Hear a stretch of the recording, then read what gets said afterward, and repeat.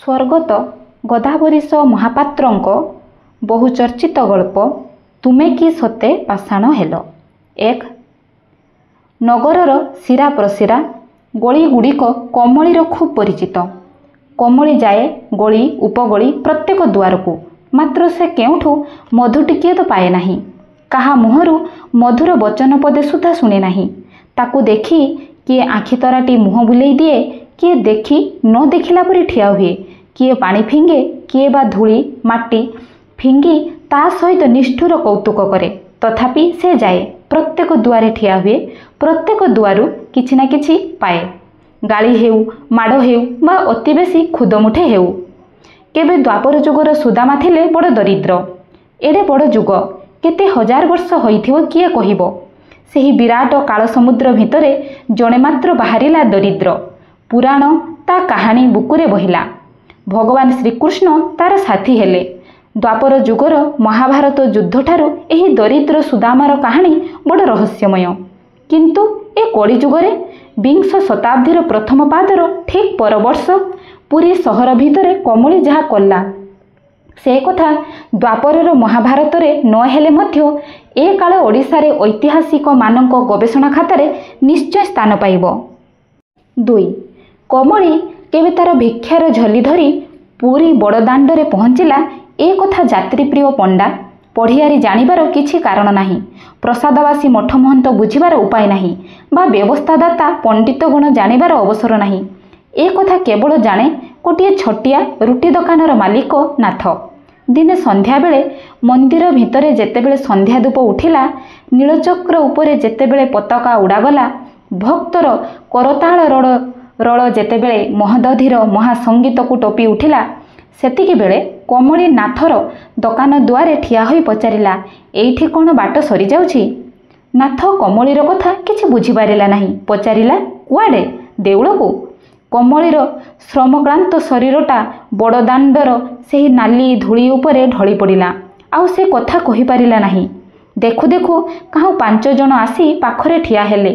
କିଏ କେତେ କଥା କହିଲେ, କେତେ ପ୍ରକାରେ କିଏ ଡାକିଲେ, ତା କାନକୁ ଶୁଭିଲା ନାହିଁ। କାହାରି କଥା ସହରର ଜନସଂଖ୍ୟାରେ ଏହି ଯେ ଗୋଟିଏ ଲୋକ ବୃଦ୍ଧି ହେଲା, ଏଥିରେ କାହାର ଆନନ୍ଦର କାରଣ ନାହିଁ, ବରଂ ଦୁଃଖ କରିବା ପାଇଁ ବହୁତ କାରଣ ଅଛି। ଭିକାରିଣୀ ଯେ ଭିକ ମାଗିବ, ଦ୍ୱାରେ ଦ୍ୱାରେ ବୁଲିବ, ବାଟେ ଘାଟେ ଲୋକଙ୍କୁ ଅଟକାଇ ହାତ ପାତିବ, ସହରବାସୀ ଏ କଥା ପସନ୍ଦ କରିବା କଥା ନୁହେଁ। ତେଣୁ ତାର ଏ ଆଗମନ ଉପଲକ୍ଷରେ ସିଂହଦ୍ୱାରେ ସଭା ହେଲା ନାହିଁ, କି କାହା ଘରେ ଅଧିକା ଦୀପଟିଏ ଜଳିଲା ନାହିଁ। ତାର ନାଁରେ ଚାନ୍ଦା ଅସୁଲ ହେଲା ନାହିଁ, କି ତା କଥା ସମର୍ଥନ କରାଯାଇ ତାଳି ମରାଗଲା ନାହିଁ।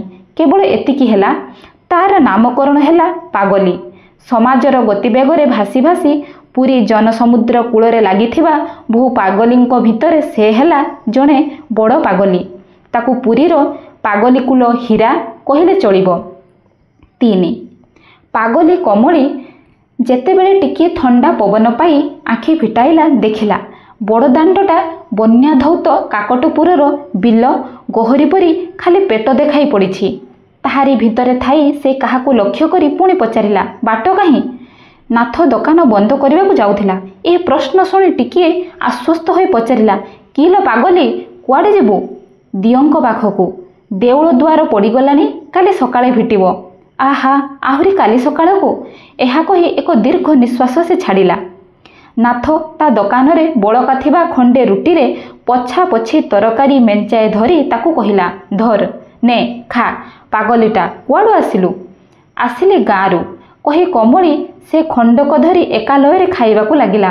କେତେ ଯୁଗରୁ ସେ ଯେ ଭୋକିଲା ଥିଲା, ତାହାର ଖାଇବା ଢଙ୍ଗରୁ ଜଣାପଡ଼ୁଥିଲା। ନାଥ ସେହି ଅଧରାତିରେ ତାହାରି ଆଗରେ ଠିଆ ହୋଇ ସେ ଦୃଶ୍ୟ କେବଳ ନୀରବରେ ଦେଖିଲା। ଏହି ହେଉଛି ନାଥ ସହିତ କମଳୀର ପ୍ରଥମ ପରିଚୟ। ସେହିଦିନୁ କମଳୀ ପ୍ରତିଦିନ ସନ୍ଧ୍ୟା ବେଳକୁ ନାଥ ଦୁଆରେ ଆସି ହାଜର ହୁଏ। ମନ ମୁତାବକ କ'ଣ କେତେ କଥା କହେ। କେବେ ଖାଏ, କେବେ ନ ଖାଏ, କେଉଁଠି ଶୁଏ, ନାଥ ଛଡ଼ା କେହି ତାର ଖୋଜ ଖବର ରଖନ୍ତି ନାହିଁ।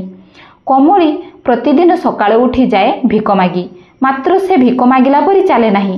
ଏ ଗଳିରୁ ସେ ଗଳି, ଏ ଦୁଆରୁ ସେ ଦୁଆର ବୁଲି ବୁଲି କେବଳ ୟା ମୁହଁକୁ ତା ମୁହଁକୁ ବଲବଲ କରି ଚାହିଁ ରହେ। ତାକୁ ଦେଖି କିଏ ହସି ଦିଏ, କିଏ କ'ଣ ପଚାରି ଦିଏ, କିଏ ବା ହାତ ଟେକି ପଇସା ଅଧଲେ ଦିଏ। ତାହା ଛଡ଼ା ଅଇଁଠା ପତ୍ର ଯେଉଁଠି ପଡ଼େ, ବେଳେବେଳେ ସେଇଠି ତାର ଆସନ ଜମେ। 4. ସମସ୍ତେ ଦେଖନ୍ତି କମଳୀ ସବୁ କରେ, ମାତ୍ର ଭିକାରିଣୀ ମେଳରେ ବସେ ନାହିଁ। ଯେବେ କେହି ଭିକାରିଣୀ ଦୁଃଖ ହତାଶରେ ଡାକ ପକାଏ, ପ୍ରଭୁ କାହିଁ ଅଛ? କମଳୀ ହସିଦିଏ। ତାକୁ ପଚାରେ, ତୋର ପ୍ରଭୁ କେଉଁଠି ଅଛି କିଲ? ସେ ରାଗିଯାଇ ଉତ୍ତର ଦିଏ, ଅମଙ୍ଗୁଳିଟା, ତତେ କ'ଣ ଦେଉଳ ଦିଶୁନାହିଁ କିଲ? କମଳୀର ଆହୁରି ହସ ବାହାରେ। ସେ ନାଚି କୁଦି କହେ, ସତେ ଦେଉଳରେ ପ୍ରଭୁ ଅଛନ୍ତି? ସେ କ'ଣ ତମ ଡାକ କେବେ ଶୁଣନ୍ତି? ସେ ଭିକାରିଣୀ ଆହୁରି ପାଟି କରିବ କେ, ଆଲୋ ନିଆସି ଘର ପିଲା, ତୋ ଦିଅ କ'ଣ ଦାଣ୍ଡରେ ବାଟରେ ଘାଟରେ? କମଳୀ କହେ, ଠିକ୍ କଥା କହିଛୁ, ଠିକ୍ କଥା, ମୋର ଦିଅ ଏହି ଦାଣ୍ଡରେ କେଉଁଠି? ମୁଁ ପରା ନିତି ସକାଳେ ଉଠି ବେଳ ବୁଡ଼ ଯାଏ ମୋରି ଦିଅଙ୍କୁ ଖୋଜୁଛି। ସେ ମୁହଁକୁ ମୋଡ଼ି କହେ, ଖୋଜୁଥା ଲୋ ଅମଙ୍ଗୁଳି, ଖୋଜୁଥା, ଲାଜ ନାହିଁ। କମଳୀ ହସି ହସି ତାର ଭୁତୁରି ମୁଣ୍ଡକୁ ହଲେଇ ହଲେଇ ସେଠୁ ଧାଇଁ ଚାଲିଥାଏ। ଯେଉଁଠି ଲୋକ ଗହଳି ବେଶୀ ତାରି ଭିତରେ ଠିଆ ହୋଇ ଗୋଟି ଗୋଟି କରି ସମସ୍ତଙ୍କ ମୁହଁକୁ ଚାହେଁ। ଲୋକେ ପାଗଳି ପାଗଳି କହି ସେଠୁ ଛାଡ଼ି ପଡ଼ାନ୍ତି। ପାଗଳି କହେ, ନାଇଁ, ମୋ ଦିଅ ନାହାନ୍ତି ଏଠି, ନାହାନ୍ତି ଏଠି। ଦିନେ ନୁହେଁ, ମାସେ ନୁହେଁ, 2 ବର୍ଷ କାଳ ପାଗଳି କମଳୀ ପୁରୀ ସହର ଭିତରେ ଏହିପରି ତାର ଦିଅ ଖୋଜିବାରେ ଲାଗିଲା। ଏ କଥା ସେ ଚାରିଆଡ଼େ ଡାକି ବଜେଇ କହିଲା। ଯିଏ ଶୁଣିଲା ସେ କହିଲା, ଲୋକେ କି ଦିଅ ଖୋଜନ୍ତି? ବଡ଼ ବଡ଼ ପଣ୍ଡିତେ ମଧ୍ୟ ଏହି କଥା ଶୁଣି ହସିଲେ। ସେ ଦେଖିଲା ଥଟ୍ଟା ଟାହୁଲି କରି କଥାକୁ ଉଡ଼େଇ ଦେଲା। ଦିନେ ନାଥ ପଚାରିଲା, ହଇଲ ପାଗଲି, ତୁ କ'ଣ ସତେ ପାଗଲି? ନା ନା, ମୁଁ କାହିଁ ପାଗଲି ହୁଅନ୍ତି? ତାହେଲେ ତୁ ଥାଉ, କେଉଁ ଦିଅଙ୍କୁ ଖୋଜୁଛୁ? ପାଗଲି ଖୁବ୍ ଆଗ୍ରହରେ କହିଲା, ମୋ ଦିଅକୁ। ନାଥକୁ ବଡ଼ କୌତୂହଳ ବୋଧ ହେଲା। ପଚାରିଲା, ତୋ ଦିଅ କ'ଣ ଅଲଗା ଗୋଟାଏ? ଦିଅ ତ ଦେଉଳରେ, ଆଉ କ'ଣ ସେ ବାଟରେ ଘାଟରେ ପଡ଼ିଛନ୍ତି ଯେ ତୁ ଖୋଜୁଛୁ? ନାଥର କଥା ପାଗଲି ମନକୁ ଆଦୌ ପାଇଲା ନାହିଁ। ସେ ହସି ହସି ଭାଜି ପଡ଼ି କହିଲା, ଦେଉଳର ଦିଅ କ'ଣ ବାଟରେ ଘାଟରେ ବୁଲି ପାରିବେ କି? ମୋ ଦିଅକୁ ମୁଁ ବାଟଘାଟ ସବୁଆଡ଼େ ବୁଲିବାର ଦେଖିଛି। ମୋ ଘରକୁ ସେ ଯିବାର ମୁଁ ନିଜ ଆଖିରେ ଦେଖିଛି। ଆଉ ଦେଉଳର ଦିଅ? ନାଥର ଆଶ୍ଚର୍ଯ୍ୟର ସୀମା ରହିଲା ନାହିଁ। ବିଚାରିଲା, ପାଗଲିକି ଯେତିକି ପଚାରିବ ତାର ପାଗଲାମି ସେତିକି ବଢ଼ିବ। ଏସବୁ କଥା ୟାର ପାଗଲାମି ଛଡ଼ା ଆଉ କିଛି ନୁହେଁ। 5. ଦିନେ କମଳୀର ପାଗଲାମି ବେଶୀ ବଢ଼ିଲା। ସେ ଖଣ୍ଡିଆ ଭୂତ ପରି କୁଆଡ଼ୁ ଧାଇଁ ଆସି ନାଥକୁ କହିଲା, ଦେଖିଲି ମୋର ଦିଅକୁ ଏତେ ଦିନକେ ଦେଖିଲି। ଏ ଦୁଃଖ ଦେଖି ଦେଖି ମୋ ଦିଅ ପଥର ପାଲଟି ଯାଇଛନ୍ତି। ଆହା, ଆଉ ପଦେ ହେଲେ ସେ ମୁହଁରୁ ଶୁଣିଥାନ୍ତି। ନାଥ ଅବାକ୍ ହୋଇ ତା ମୁହଁକୁ ବଲ ବଲ କରି ଚାହିଁ ରହିଲା। କେତେ କ'ଣ ଭାବି କିଛି ସମୟ ପରେ ପଚାରିଲା, ହଇଲ ପାଗଲି, ତୋର ଦେବତା କିଏ ଲୋ? କିଏ? ତମେ କାହିଁକି ଜାଣିବ? ତମେ ଏଠି ଅଛ ସହରରେ, ଦୁଃଖ କ'ଣ ବୁଝନା? ଓଳିକେ 3 ଥର ଖାଉଛ, ଗୋଡ଼ ହାତରେ ମଳି ଧୂଳି ଲାଗୁନି, ମାତ୍ର ଆମ କଥା ତ ଥରେ ହେଲେ ତମେ ଦେଖିନାହ। ତମେ କିଆଁ ଜାଣିବ କ'ଣ ଦୁଃଖ? ନାଥ ଆଉ ଧୈର୍ଯ୍ୟ ଧରି ନ ପାରି ପଚାରିଲା, ହେଲା, ତୋ କଥା ମାନିଲି, ତୋ ଦିଅ କଥା କ'ଣ ହେଲା କହ। କହୁଛି ପରା ସେହି କଥା। ସେଦିନକୁ ଆମର 11 ଦିନ ଉପାସ। ସମସ୍ତେ ସେତେବେଳକୁ ଆଖି ବୁଜି ଚାଲି ଯାଇଥିଲେ। କାହାକୁ ପଡ଼ା ହେଲା ନାହିଁ। ସମସ୍ତେ ଫିଙ୍ଗା ହେଲେ। ଆହା, ମୋର ଅନ୍ଧର ମାଣିକ ବୋଇରା। ପାଗଲି ଟିକିଏ ଥକିଗଲା। ତାପରେ ସେହି ସ୍ୱରରେ କହିଲା, ସେ କି 11 ଦିନ ଉପାସ ସମ୍ଭାଳନ୍ତା? 11 ବର୍ଷର ପିଲା ପରା। କହ ଦେଖି ବାବୁ, 6 ମାସ ମୋତେ ପଶିଲା, ଆଉ କେତେ ଦିନ ପଶନ୍ତା? ଶେଷକୁ ତାର ଗୋଡ଼ ହାତ ଫୁଲିଗଲା। ନାଥ କେବଳ ଗପ ଶୁଣିଲା ପରି ଏକଲୟରେ ଶୁଣିଲା। କମଳୀ ଟିକିଏ ରହି ଟିକିଏ କ'ଣ ଗୁଣୁଗୁଣୁ ହୋଇ କେବେ ଆକାଶକୁ ଚାହିଁ, କେବେ ଭୂଇଁରେ ଗାର ପକାଇ କେଉଁ ଅଜଣା ଯୁଗର ଅଶୁଣା କାହାଣୀ କହିବାରେ ଲାଗିଲା। ସେ ତ ଶେଯରୁ ଉଠିପାରୁ ନଥାଏ। ତା ମୁହଁରେ ମୁଁ ତୋରାଣୀ ଟୋପେ ସୁଦ୍ଧା ଦେଇପାରିଲି ନାହିଁ। ଆହା, ଦିନେ ଗାଁରେ ଶୁଣାଗଲା, ଏହି ମୋର ଦେବତା ଆମ ଗାଁକୁ ଯିବେ। ଦେବତା ଆସିବେ, ପ୍ରଭୁ ଆସିବେ ବୋଲି ମୁଁ ଚାହିଁ ରହିଲି। ଧନ ମୋର କହିଲା, ମା, ସେ ତ କାହିଁ ଆସିଲେ ନାହିଁ। ଆସିଲେ ସେଇ କେବଳ ତୋତେ ପଶିବେ। ମୁଁ ପାଗଲି ନାହିଁ। କହୁ କହୁ କମଳୀର ଆଖିରୁ ଅଜସ୍ର ଧାରାରେ ସତେଅବା ଲୁହ ଅସରା ବହିଗଲା। କନା ଖଣ୍ଡକରେ ଲୁହ ପୋଛି ପୋଛି କହିଲା, ଧନ ମୋର ଆଖି ବୁଜିବାକୁ ଘଡ଼ିଏ ଅଛି। ତାଙ୍କରି ନାଁ ଧରି ସେ ଡାକୁଛି। ସେ ଯାଇ ଆମରି ଦୁଆରେ ପହଞ୍ଚିଲେ।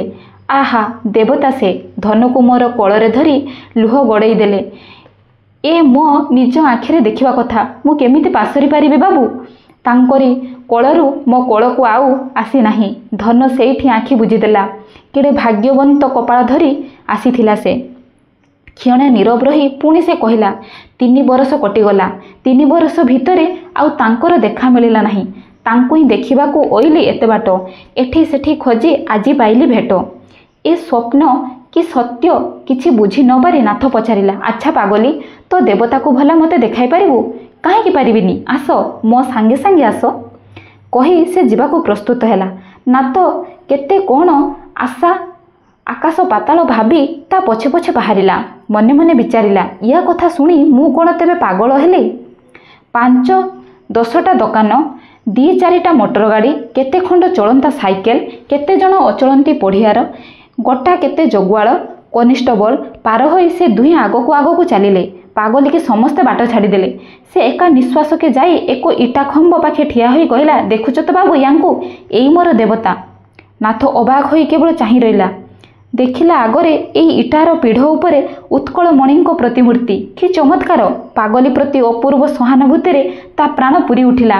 ମନେ ମନେ କହିଲା, ପାଗଲି, ଏଇ ଯେ ତୋର ଦେବତା, ଏ ତ ମୋ ଦେଶର ଦେବତା। ସେହିଦିନୁ ନାଥ ଦେଖିଲା ପାଗଲି ତା ଦୋକାନ ଦୁଆରେ ଆଉ ବେଶୀ ସମୟ ରହୁନାହିଁ। ତାର କନା କବାଟ ନେଇ ସେହି ଖମ୍ବମୂଳେ ଆଶ୍ରୟ ନେଇଛି। ବୁଲି ବୁଲି ଫେରି ଆସିଲେ ସେହି ମୂର୍ତ୍ତିକ ଚାହିଁ ତା କୋମଳରେ ଶଙ୍ଖାଳି ବଇରା କଥା ପଚାରେ। ଆଖିରୁ 2 ଧାର ଲୁହ ବହିଯାଏ। ଡାକି ଡାକି କିଏ ନ ଶୁଣିଲେ ଅଭିମାନରେ କହେ, ଦେବତା ମୋର ତୁମେ କି ପାଷାଣ ହେଲ, ମୋ ପରି ତ କେତେ ତୁମର ବାଟ ଚାହିଁ ଗାଁ ଗାଁରେ ପଡ଼ିଛନ୍ତି। ତ ଏହି ଗଳ୍ପଟି ଆମର ଏଇଠି ସମାପ୍ତ ହେଲା।